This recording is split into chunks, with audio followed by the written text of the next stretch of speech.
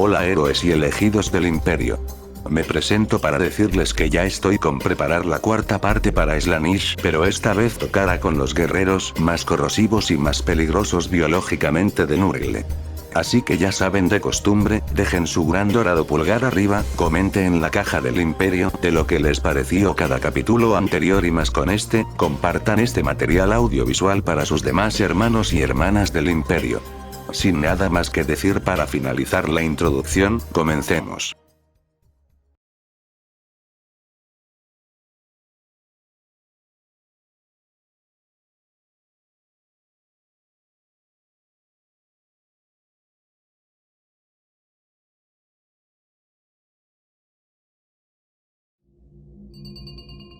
Entre las muchas historias de corrupción que infestan los registros prohibidos del Imperio, pocas son tan repugnantes y desoladoras como la caída de Mamón.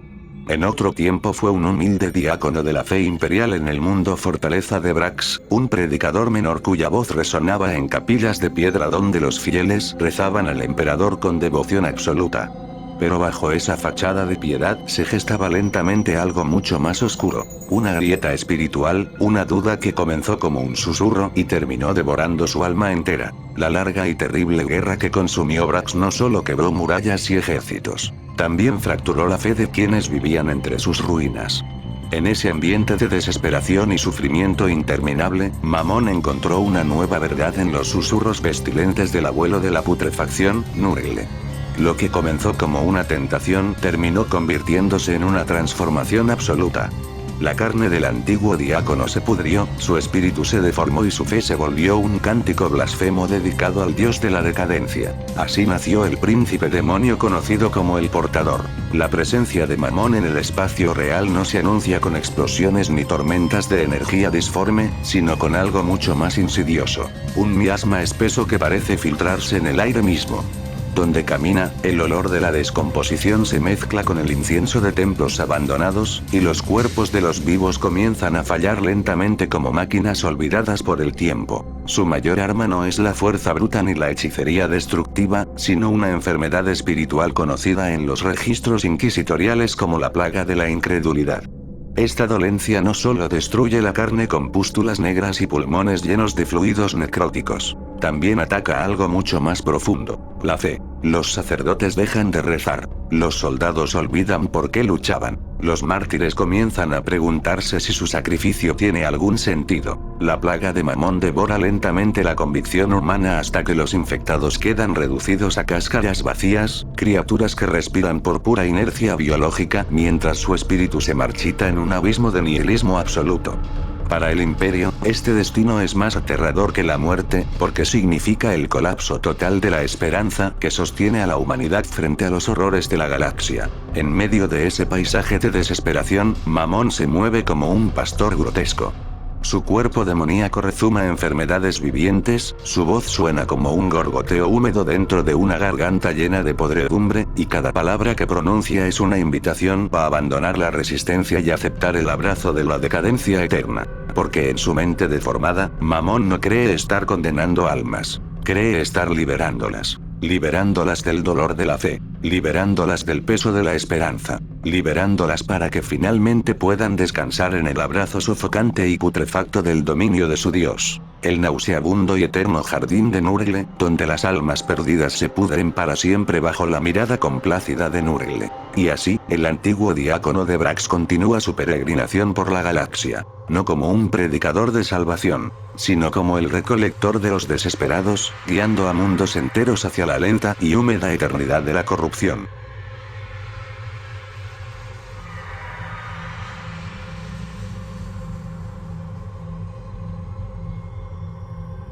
En las profundidades del reino pestilente de Nurgle existe una criatura cuya devoción a la decadencia adopta una forma peculiarmente metódica. No es un general de la corrupción ni un conquistador de mundos, sino algo mucho más inquietante, un contable de la putrefacción universal. Ese ser es Epidemius, el contador, el heraldo que registra con obsesiva precisión cada enfermedad que florece bajo la bendición de su dios. Su llegada al campo de batalla es tan grotesca como ceremonial. Epidemius no camina, es transportado sobre un palanquín nauseabundo sostenido por una masa ondulante de nurgletes, pequeñas criaturas demoníacas que ríen y chillan mientras cargan a su amo a través de charcos de pus y campos de cadáveres en descomposición. Estas diminutas manifestaciones de la alegría enfermiza de Nurgle forman un trono viviente que se arrastra entre los ejércitos de la ruina, un pedestal palpitante sobre el cual el contable demoníaco observa la expansión de la plaga con una atención casi académica. Epidemius sostiene siempre su herramienta más preciada, una pluma tallada en el hueso de un mártir olvidado, sumergida en tintas hechas de bilis y sangre coagulada. Con ella escribe incansablemente sobre rollos interminables de pergamino curtido con piel humana, cada uno marcado por la huella de enfermedades antiguas y manchas de corrupción. En esas páginas nauseabundas se registran los datos que definen su propósito eterno. Cada síntoma, cada pústula reventada, cada convulsión final de una víctima consumida por las bendiciones de Nurgle. Porque para Epidemius, la guerra no es un acto de violencia. Es estadística. Cada infección es una variable. Cada epidemia es una ecuación. Cada cadáver es una cifra añadida a una contabilidad infinita de entropía. A medida que las enfermedades se propagan por los mundos mortales, el demonio recita sus números con voz gorgoteante, como si fueran versículos de una liturgia blasfema. Sus cánticos enumeran plagas nuevas y antiguas. Fiebres que derriten los órganos, pestes que licúan la carne, hongos que brotan dentro de los pulmones como jardines invisibles. Y con cada cifra añadida a su registro, algo cambia en el tejido del universo. Porque el trabajo de Epidemius no es meramente administrativo. Cada muerte que anota fortalece el vínculo entre la realidad material y el nauseabundo jardín de Nurgle. El velo que separa ambos dominios se vuelve más delgado, más permeable, permitiendo que nuevas enfermedades se filtren hacia la existencia física como semillas de podredumbre. Así, las plagas se vuelven más potentes. Las infecciones se propagan con mayor rapidez. Y la realidad misma comienza a comportarse como un organismo enfermo. En los campos de batalla donde Epidemius establece su palanquín, los ríos se transforman en caldo de bacterias, los cielos exhalan esporas invisibles y el suelo se convierte en un tapiz de moho palpitante que consume tanto a vivos como a muertos.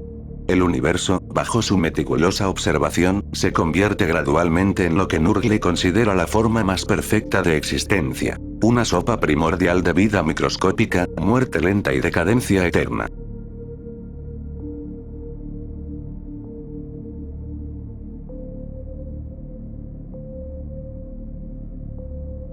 En los registros más nauseabundos de las plagas demoníacas que infestan la galaxia, existe una entidad cuya mera presencia convierte la realidad en una supuración viva de decadencia.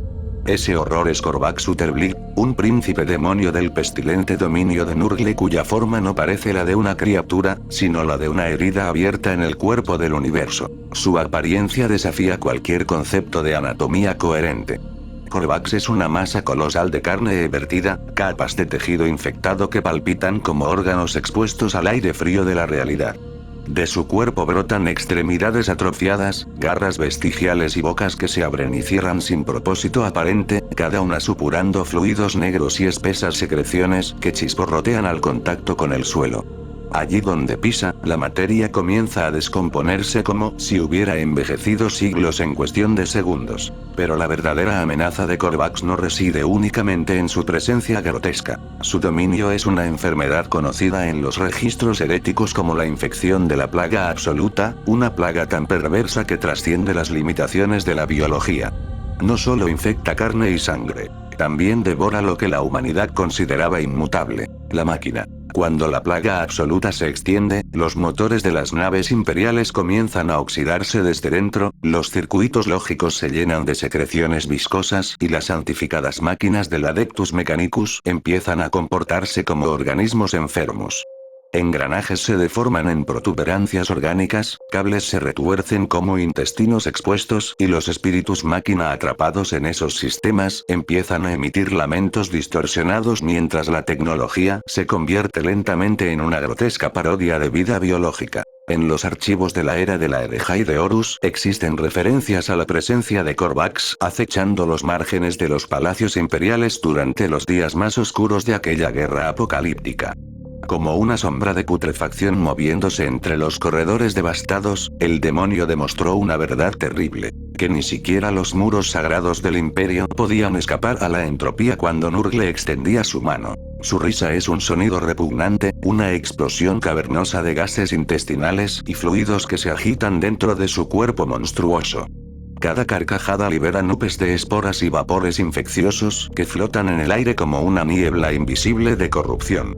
Incluso el aliento de Corvax es un arma, un soplo pestilente capaz de fundir la ceramita bendecida de las armaduras más resistentes, transformando placas sagradas en barro negro que se derrite y gotea hacia el suelo.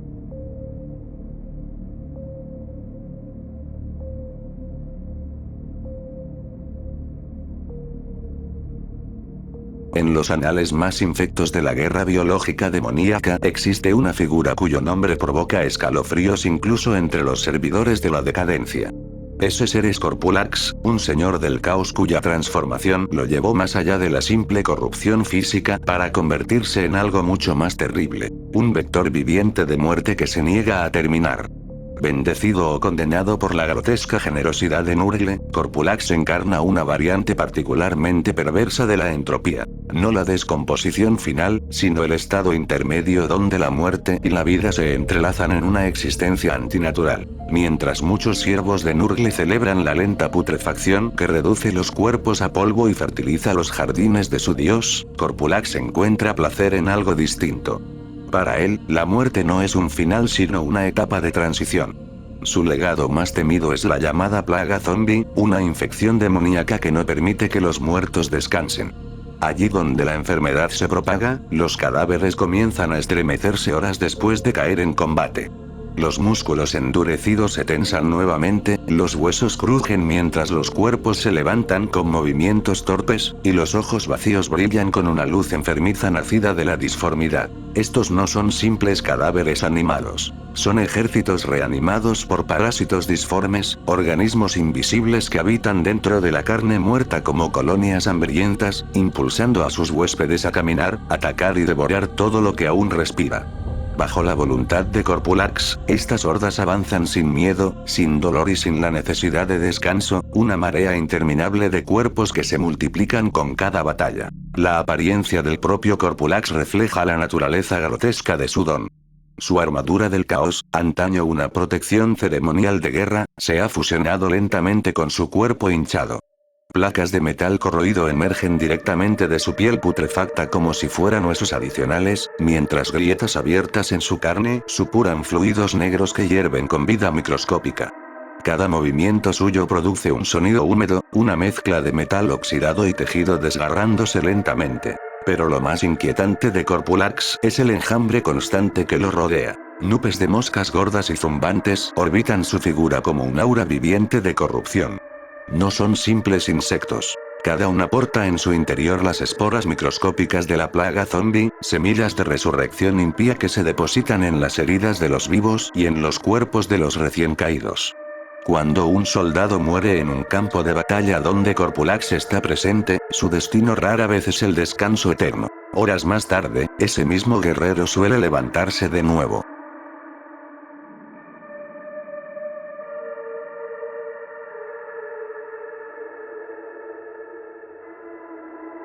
En los registros más oscuros de la corrupción que consumió a la Guardia de la Muerte durante los días de la Horus Heresy, existe una historia particularmente grotesca incluso para los estándares de la plaga.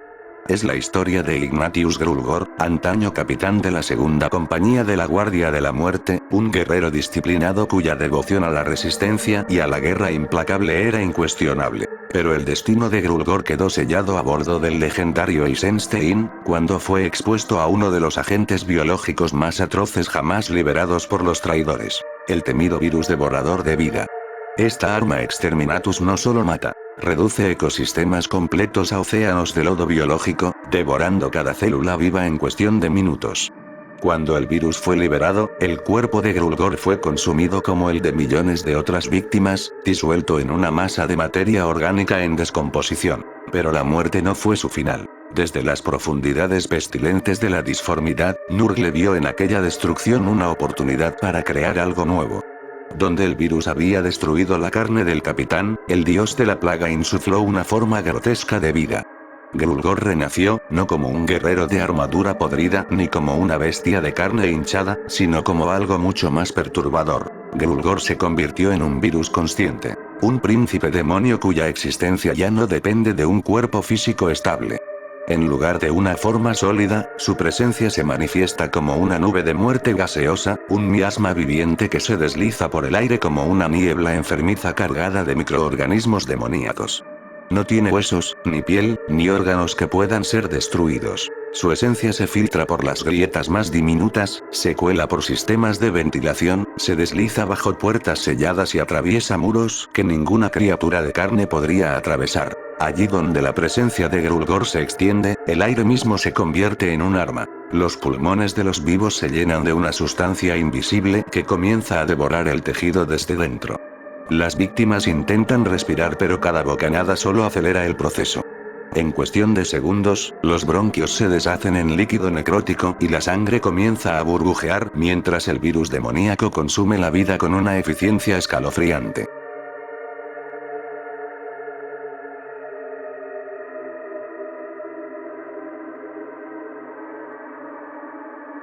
Entre las innumerables abominaciones que pululan dentro del pestilente dominio de Nurgle, existen entidades cuya antigüedad se remonta a épocas tan remotas que incluso los demonios más jóvenes las consideran reliquias vivientes de la corrupción primordial.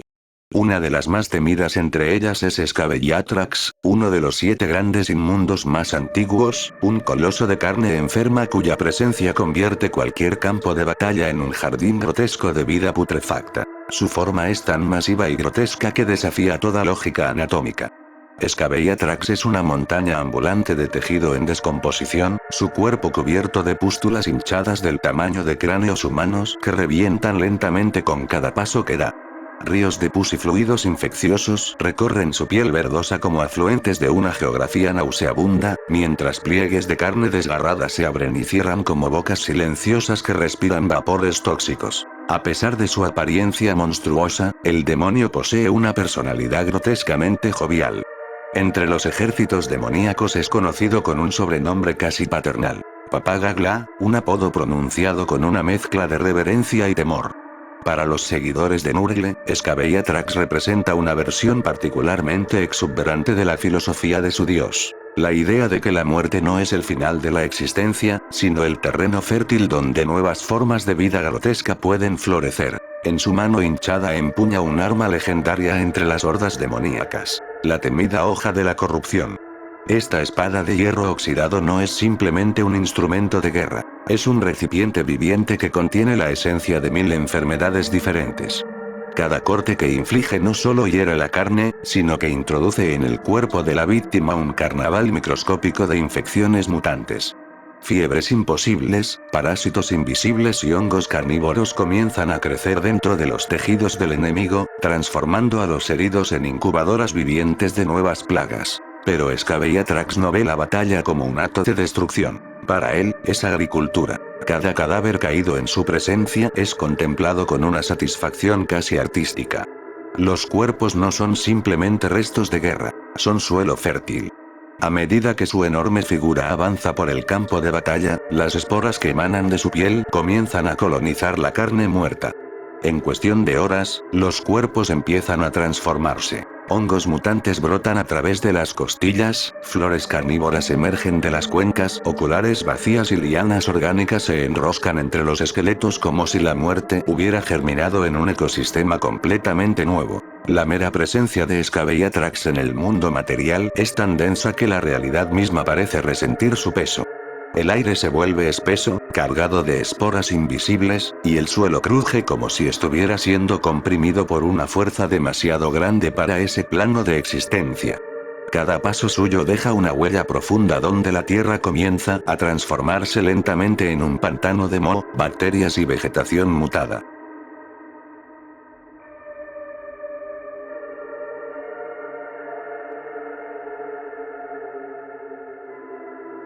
Entre las innumerables criaturas grotescas que prosperan en el dominio pútrido de Nurgle, existe un demonio cuya mente no está dominada únicamente por la alegría enfermiza de la plaga, sino por una obsesión casi científica que raya en la locura.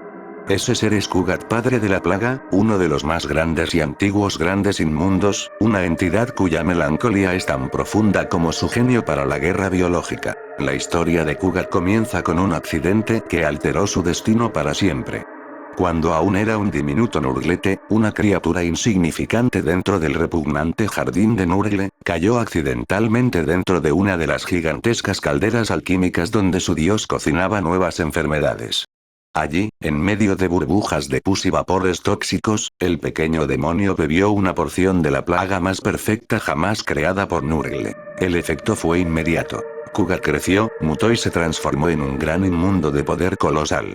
Pero con ese crecimiento llegó también una tragedia inesperada. Al beber aquella creación perfecta, la destruyó para siempre.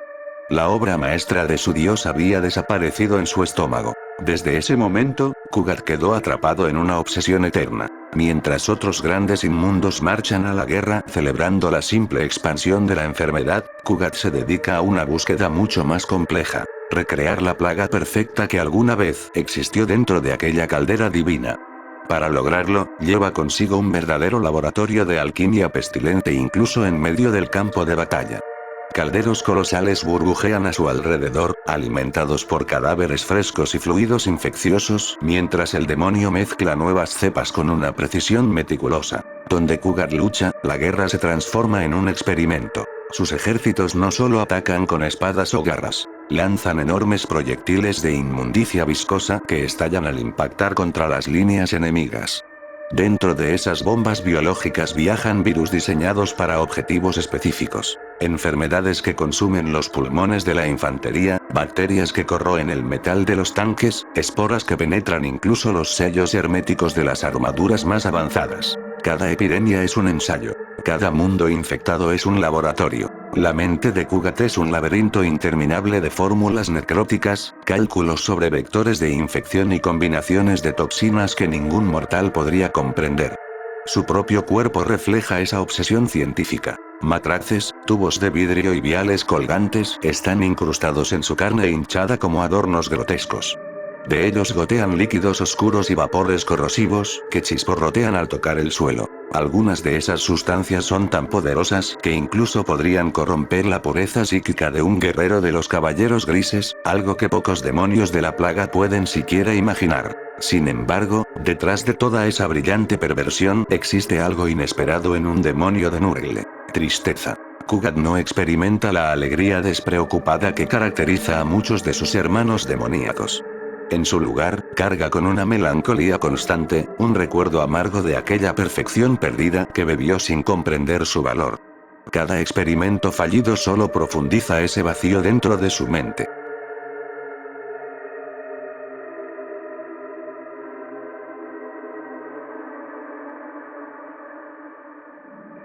En los archivos sellados con sellos hexagramáticos de la Inquisición existen registros cuya mera lectura está castigada con la ejecución inmediata.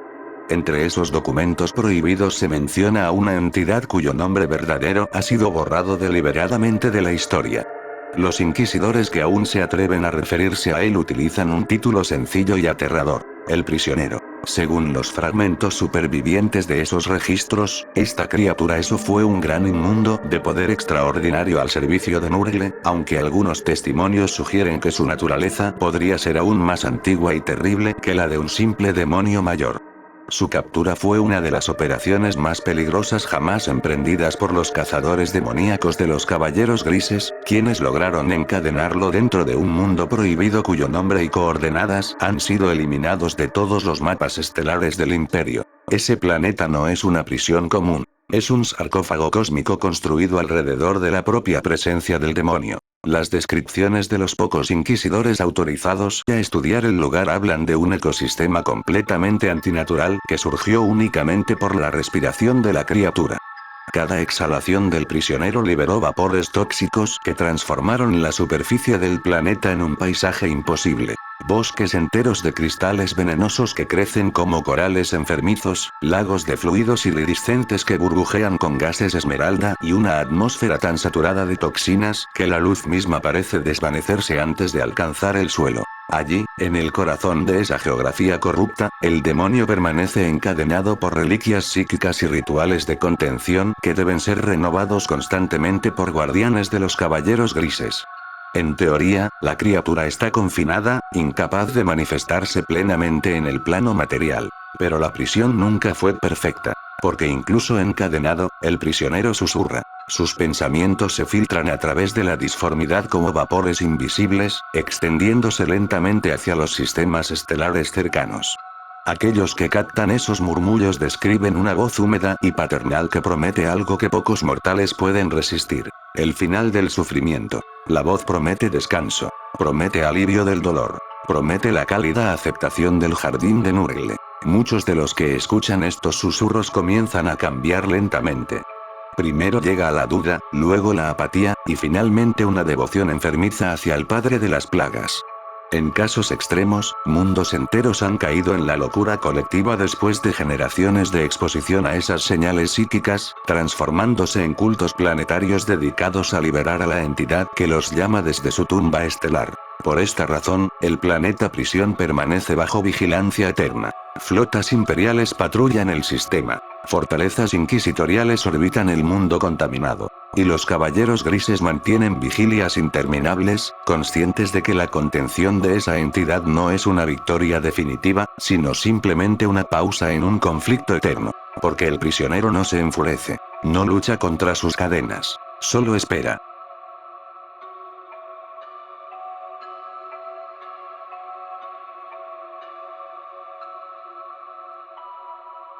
Entre los campeones más temidos del poder putrefacto de Nurgle, pocos provocan un odio tan visceral dentro del imperio como Typhus.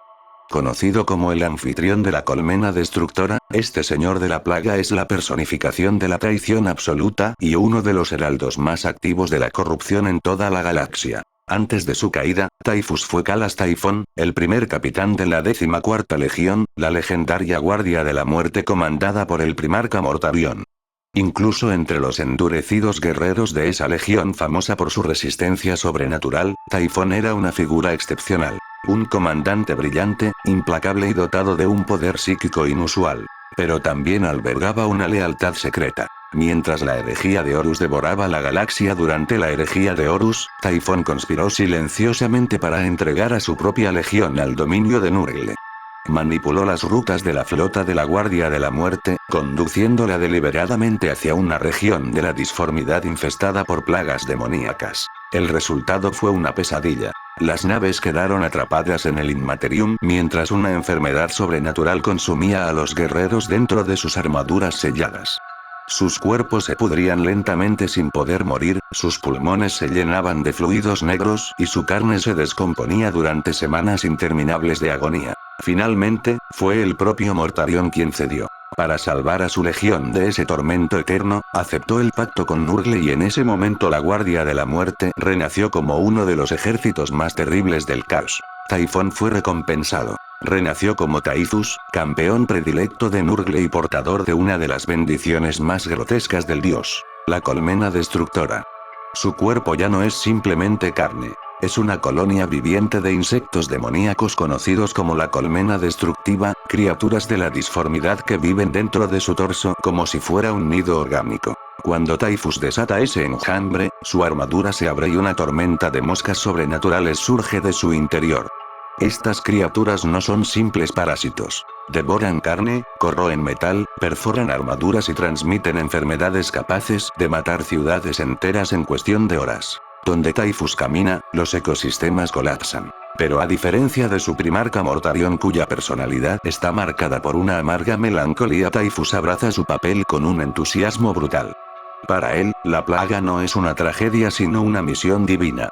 Considera que el universo debe alcanzar su estado final, un equilibrio de decadencia donde toda vida se transforme en fertilidad para nuevas corrupciones. Para cumplir esa visión, comanda una flota infestada conocida como la Terminus Est. Esta nave, antaño un poderoso crucero de la Guardia de la Muerte, se ha convertido en una aberración viviente cubierta de pústulas orgánicas y pasillos llenos de insectos demoníacos. Cada mundo que la Terminus Est visita sufre el mismo destino.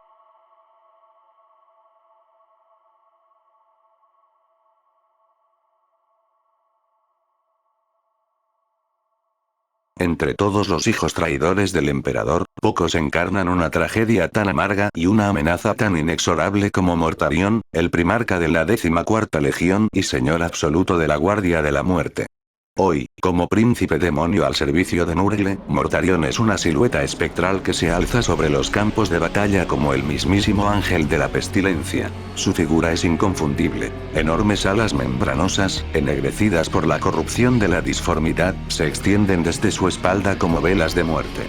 Su armadura, antaño un símbolo de la austeridad brutal de la Guardia de la Muerte, está ahora corroída por siglos de toxinas, cubierta de grietas de donde brotan vapores venenosos y enjambres de insectos disformes.